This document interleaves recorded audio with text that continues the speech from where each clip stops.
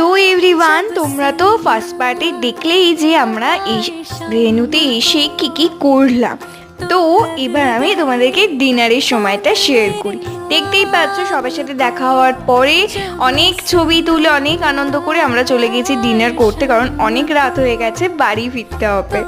আমাদের মেনুতে কি কি ছিল চলো তোমাদের সাথে একবার শেয়ার করে ফেলি। কিন্তু তার আগে আমাকে একবার তোমরা কমেন্ট করে জানিও তো যে তোমাদের আমার এই বিয়ে বাড়ির প্রথম আমার অ্যাকাউন্টে ব্লগটা দেখতে কেমন লাগলো।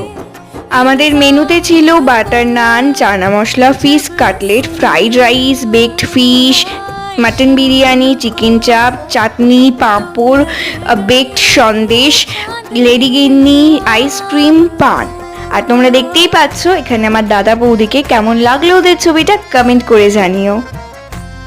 যে যেখান থেকে দেখছো সেখানকার অ্যাকাউন্টগুলোকে ফলো করে দিও। Thank you.